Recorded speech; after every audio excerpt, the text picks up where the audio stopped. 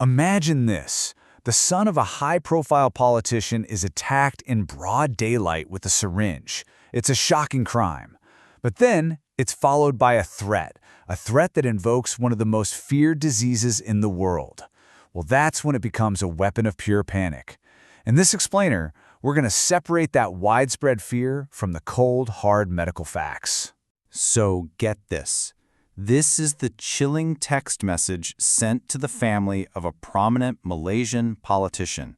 It landed just hours after his 12-year-old son was jabbed with a syringe in a busy shopping mall parking lot. I mean, this is a threat that is absolutely designed to create maximum terror. Okay, so to really get a grip on the fear this thing created, and why it became such a huge national story, we first need to break down exactly what went down moment by moment. I mean, this attack was just breezing. It happened in the middle of the day. You have two men on a motorcycle, dressed all in black, helmets on, who had apparently been following the family's car, just waiting for their moment. The response was fast. Police were there quickly. The boy was rushed to the hospital. But the real terror? Oh, that was still on its way. And, the reaction is what really blew this whole thing up. This wasn't treated like just some random street crime. No way. Everyone, and I mean everyone, from the Prime Minister to opposition leaders, they all condemned it.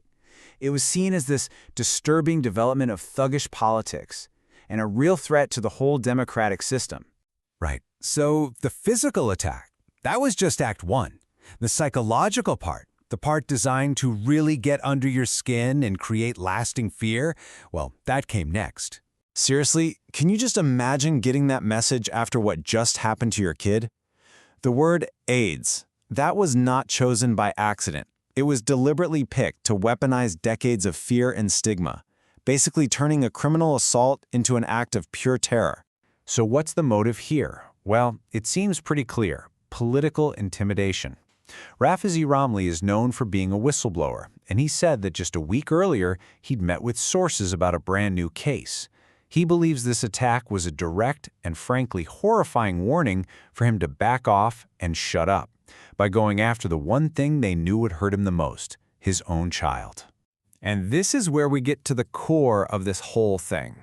We have this absolutely terrifying threat, one that taps into our deepest fears, right? But what we're about to see is this massive, almost unbelievable gap between the emotional power of that threat and the actual scientific reality of the risk. All right, let's make a hard pivot here. We're leaving the crime scene behind and stepping into the lab. We're going to go from panic to hard facts. Because, when you actually look at the data, the entire story just flips on its head. Let's start with this number, 0.23%. Now, according to the CDC and, well, pretty much every global health body, that's the estimated risk of getting HIV from a needle stick. But here's the kicker, the really important detail. That's only if the needle has been used on someone you know is HIV positive and it contains their fresh blood. Even in that specific scenario, you're talking about a 1 in 500 chance. And that leads us to maybe the single most important number in this entire story, 0. That's the number of documented cases, worldwide, ever, of anyone getting HIV from a random needle discarded in a public place. 0. It has never been confirmed to have happened. And there's a really simple biological reason for this. HIV is an incredibly fragile virus.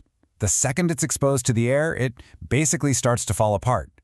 The amount of active virus in a drop of dried blood plummets by like 90 to 99%, almost instantly.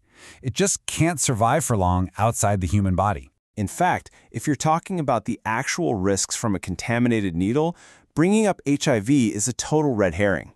The real, though still small risk, is from viruses like hepatitis B, which can have a transmission risk as high as 30%, and hepatitis C. They are just way more resilient and much more easily transmitted through a needle stick. Okay, so you might be thinking, if the HIV risk is practically 0, why the serious medical response? Well, it's simple. When there's even a potential for exposure, health professionals do not mess around. They take absolutely 0 chances, and they have a clear, calm, and highly effective protocol they follow every single time. And this is the standard procedure, right? It doesn't matter if you're a surgeon who gets poked in an operating room or a kid in a parking lot. First thing you do, clean the wound thoroughly with soap and running water. Then, you get to a hospital immediately so they can assess the risk. They'll draw some blood to test for HIV, Hep B, and Hep C just to establish a baseline. And then you talk with the doctors about whether preventative medication is needed. And here's the thing. Even with that near-zero risk, there is an incredible medical safety net called PEP, or post-exposure prophylaxis. It's a 28-day course of the same kind of drugs used to treat HIV. If you start it within 72 hours of exposure, it is over 80% effective at stopping an infection from ever taking hold. It dramatically reduces an already tiny risk even further, down to basically nothing. And look, the medical system is prepared for everything. For hepatitis B, there's an effective post-exposure treatment. For hepatitis C, they monitor you, and if it's ever detected, modern medicine can now cure it. And of course, a tetanus shot is pretty standard. In this specific case, the doctors confirmed the boy would be monitored for 6 months just to be absolutely 100% certain and rule everything out. So when you pull the lens back, you realize this incident is about so much more than one family or one needle. It's a case study in how fear can be manipulated and how a society can and should fight back with facts.